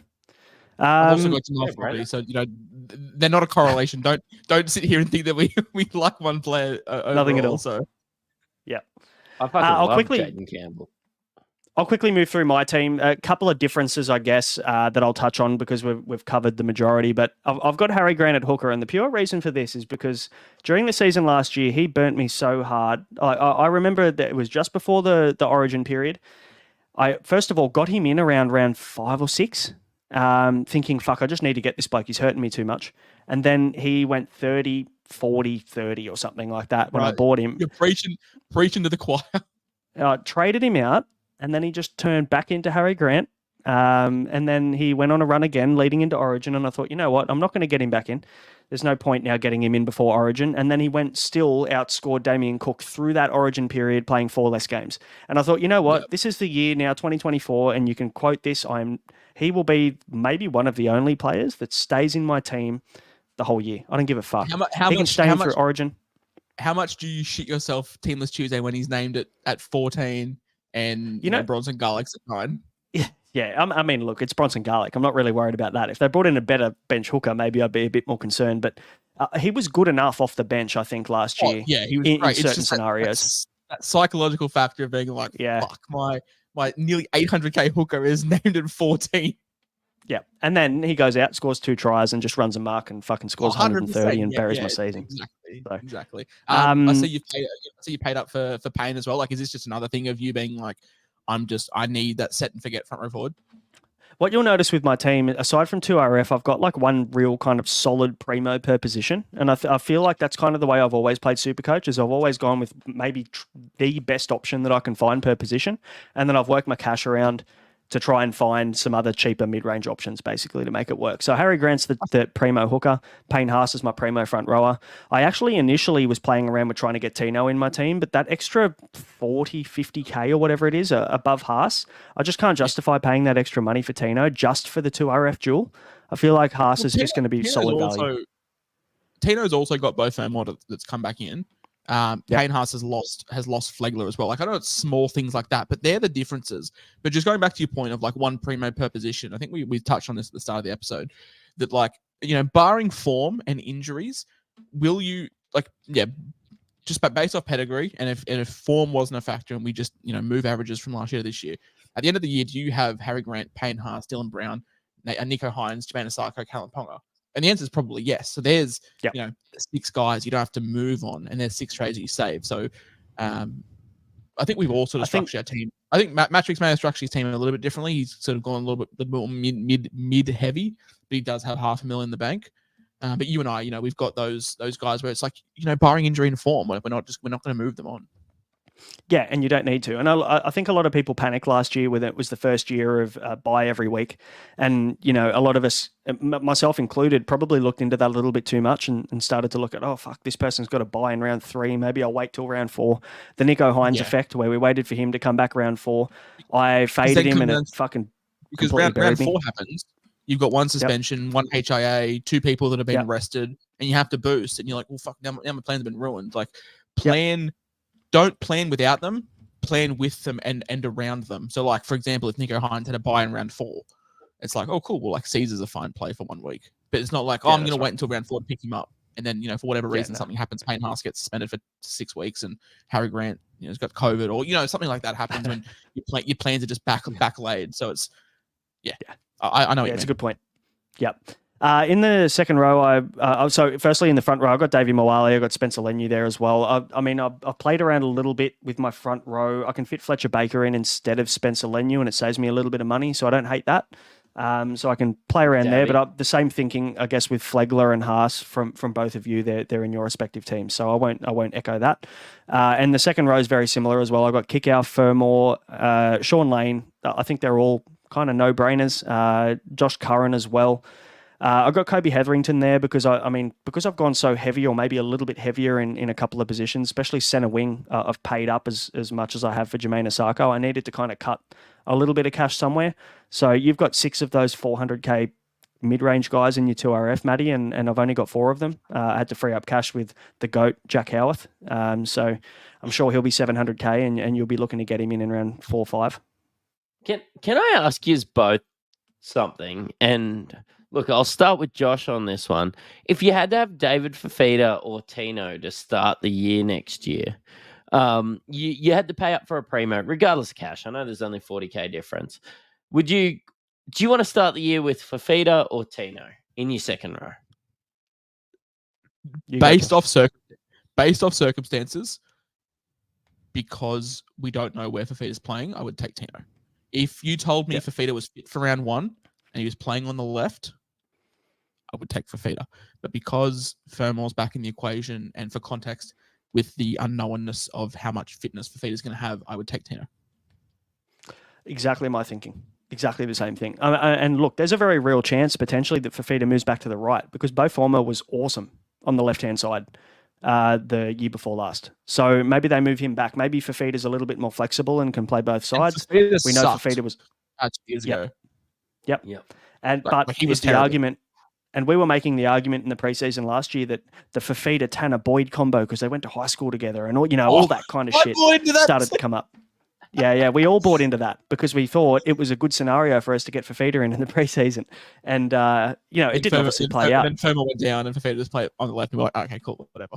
Yeah, on the left outside, Kieran Foran, and then we started frothing that narrative. So, like, you'll make anything. Fifita just turned into 2005 Tim Smith and was just putting tries on the plate for AKP. Like, he was unreal ball playing last year. But yeah, I think based off context and the unknownness of Des, and Bo Fermor is just a very meat and potatoes footballer who will just do his job, I would just take Tino because it's Tino, and he does have the. I'm in agreement. He's a small factor.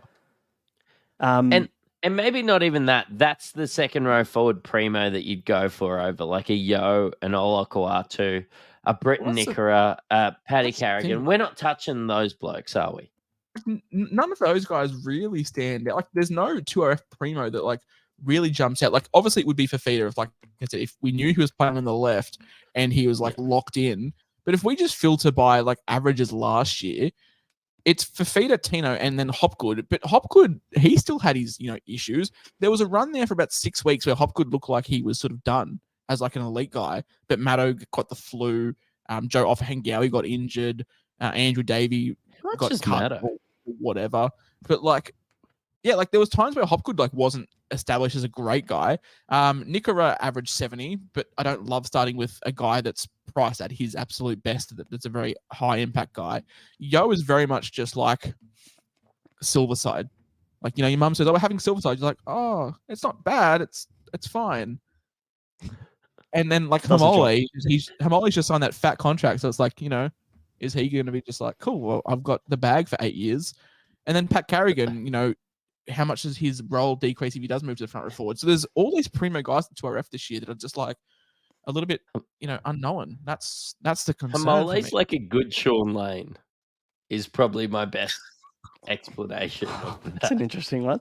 Okay, I haven't heard that before. But I guess back to the less vibes shout in terms of like pure like data on 2RF. So there's no like real primos that like are sitting there jumping out at me. It's not like there's a primo front row forward like Payne Haas and Tino were so much better than. Oh, sorry, I'll chuck AFB in there, but they were like 10 points better than the rest. And there was Harry Grant was nearly 10 points better than Damien Cook. Halfback, Cleary and Hines are just so much better than the rest. Dylan Brown was 5 points better than Munster. Like there's every other position, there's so much better. But 2RF, it's just like they're just all grouped together. And can I get a guy that's going to average 65? Like a Teague Wilton last year, who was like 430K, that just came out and averaged 65 to start the year. I feel like there's much more opportunity there at 2RF than there is at any other position. Yeah, and that 430 guy last year for us was Murata Niokore, and I think we both bought into that to start the season for him. Another great guy. Like there was every year, like there's no one at 2RF that isn't Dave Fafita that's an out and out edge. Like Tino's a bit of a hack because he's playing in the middle, but like there's no out and out 2RF edge this year that's being like, I'm going to average 80 points and you need to have me. Yeah, completely agree. We'll quickly move through my halfbacks 5'8". Look, I'm probably going to move Sullivan to Caesar. It makes sense. You've made a pretty compelling argument there, so I'll probably move him in. But I mean, Jaden Sullivan did a pretty good job when he had the starting gig for a very short period of time at the Dragons. So I didn't mind his game. He's got the dual 5'8" halfback as well, which is handy, but so does Caesar. So if Caesar's going to have the goal kicking, that clinches it for me. So Nico Hines for me, though, I'm on the same argument. I think whoever you see in trials week 1, or not even week 1, probably trials week 2, because I'll play the real team. Whoever lines up with the T, that's who you start with at the Tigers. They're both the same price, and yeah, it'll be Sullivan or Caesar for myself. Yeah, I'm exactly the same. It's just that Tigers half that'll line up there for me. They're kind of the same price as well. So, and the argument about Dylan Brown, we were talking about the draw as well, and we've looked into it a little bit, and it just seems like most of the other 5'8s in the competition at the moment just have a really shit draw. So, I mean, when we look at Parramatta's start to the season, if I can find it, fucking tiny. They start against the Bulldogs, which is great. It's just the best of the rest, isn't it? Yeah, it's just the best of a bad bunch, isn't it? They play the Panthers in round 2, which isn't obviously a great matchup. They've got Manly in round 3, which we consider to be an ordinary matchup, but fuck, it just depends which Manly team's going to turn up. And then you've got 4 games in a row from round 4 to 7 where they play the Tigers, the Raiders, the North Queensland Cowboys, and the Dolphins. So that's a nice little run of games there. One quick thing, boys, and I know this out off the top of my head. Over 9 games, Dylan Brown's played the Panthers 9 times. He averages 70 as an average score. So even against the Panthers, it's not a bad, little average for him. It's a nice little number. Asako, is it just the draw? Yeah, essentially. Look, I mean, your point is relevant about second year syndrome, and I think from what we saw from him last year, the thing for me is we haven't seen a ton change for the Dolphins. If anything, I probably feel like they get a little bit better. For me, I feel like maybe that's right. So they got more opportunity. He's probably going to get better ball, more goal. Sean O'Sullivan's going to have a full preseason, so that combination will be there. Isaiah Katoa will get better with a year. So yeah, the Dolphins have improved absolutely. Yeah, and look, don't get me wrong. If you said I needed to get a certain player, I needed to free up a certain amount of cash, he's probably the first one out of everyone I've talked about that has to go. I'm much higher on every other primo in the game, and obviously it's centre wing, so it's a little bit volatile in terms of him playing on the wing. You just don't know how he's going to go. But fuck, last year he was 300 points clear of the second best centre wing in the game. So when you look at those numbers, he averaged 76.7, 1,841 total points last year. Marju was second with 1,540. So when you look at that, he's out and out the best centre wing in the game. And he did have the fullback duel last year, which was fantastic, and he doesn't have that this year. But I don't really think that matters too much for me. And I think, you've got Toto at, 720? So I've got to pay an extra 60K to get to a Zarko. But the draw in combination with the fact they get better is probably the reason I'm picking and him. the fact that he goal kicks as well, he still has a good work rate and all that. 100%. And if Osaka does go 2 or 3 games without a try, the draw is good enough to make up for that, with the goal kicking as well. So yeah, that's right. The base is pretty solid because that draw is really good. I think they have an early bye to contend with, but once you get past that, it's still pretty smooth sailing. Yeah. The majority of the centre wings I've got similar to you guys. I've got Savage, I've got Hero, I've got Benny Turbo, I've got Harley Smith Shields at the moment. I mean, a couple of placeholders for me. Farlongo was awesome for the Storm in round 27, and this is more of a little bit of a love pick for me. I reckon the guy's super talented. I don't know whether he starts, though, to start the year. I think they're probably going to stick with guys like Remus Smith, but if there is a person that's going to drop out of this team, with Justin Olam potentially moving on, with that trade deal that they're going to do with the Tigers, that might open up a spot for Farlogo. Yeah, that was the question I was going to ask you, because 2 weeks ago it was Farlogo or Pappenhausen, because you can't have both. But if Olam does move on and Farlogo does get the centre spot, you're pretty happy to pay the 340 for him? Or do you feel like it's a Remus Smith thing? Because I feel like every year we were like, oh man, Remus Smith is 340K, but he's been 340K for 3 years in a row. Yeah. I feel like every single preseason. Yeah, that's exactly my point. I was about to say every single preseason, I feel like I just say, fuck Remus Smith. How does this guy keep playing football? He's just fucking ordinary. He's just terrible. And I think I feel the same about him again this year. So I'm hoping that either one of him, or if this Olam deal works out, hopefully Farlogo gets a crack. And then, Pappenhausen at the back makes a bit of a difference as well for his outside men. So I'm really hoping that will play a factor if Pappy's healthy, rather than a Nick Meaney out the back didn't help Remus Smith, as much as Remus Smith didn't help Remus Smith most of the season either. I think it makes a difference with Pappy. I have a question for you boys, because all three of us have him. Yep. Pappenhausen's named around 1. Awesome, amazing. But Craig Bellamy says, we're not keen for him to goal kick straight away. Interesting. If his whole body's all right, surely his right foot's all right. Yeah, well, don't play logical. I'm just curious. I'm just curious if for whatever reason, I think I'll still they don't have him goal kicking straight away, and it does go to Nick Meaney. Are you still keen to pay the 630K for him? I think I still am, because I think his attacking upside is still fine to match that, and the goal kicking will come back eventually. I think the big leap, unfortunately, between Pappenhausen and the next best fullback option is too far. I think you're going to want Drinky, Ponga are the two. Yeah, it's not worth the 200K, I don't think. No. But what you could do is you could drop a Hero or a Farlongo or a Savage down to your reserve fullback, and you could get another decent centre wing in. So you've got that option there as well if you really wanted to. Yeah. Yeah, no, I think Drinky, Turbo, whoever, name your 800K centre. They are probably better than Pappenhausen, but are they 200K better? Probably not. Yeah. Maddie, sorry, you go.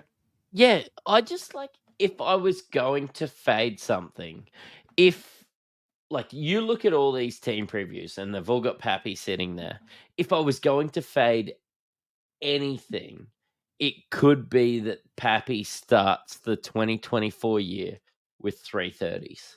And if you've spent up, that's why I'm sitting there with 500K. And we're probably going to do it, a little bit of a team preview every couple of weeks at the moment. And my team is going to change immensely. But if I was getting spicy with my picks, I think Pappy's too much of a no-brainer to fade to start the year. But if I found myself at 20,000th at round 1 and I was trying to move up in the ranks, it would be fade Pappy, because he could just get 30 for the first 3 weeks. That's not unimaginable. Yeah, and the Melbourne draw isn't pick me. It's not amazing. And Melbourne weren't overly impressive last year in terms of the standard that they hold themselves to as well. So, Completely agree. Completely agree. It could be a very spicy fade, but it could be one of those ones that puts you in the top 100, or, if you miss out on him, it could put you 50,000th. So I think it's one of those moves that goes either way. But it's a bit early to start talking about that. But guys, that's our teams. All teams done. First thoughts. We've given a bit of an insight. Well, not a bit. We've talked for an hour and 40 minutes about what we think about the initial drafts, the prices, the players, and everything else. Any final thoughts? I'll throw over to you boys before we wrap this one up. Matty, have you got anything to add? Look, it's just that you need to get Flegler in your team, to be honest. So he's your guy this year, right?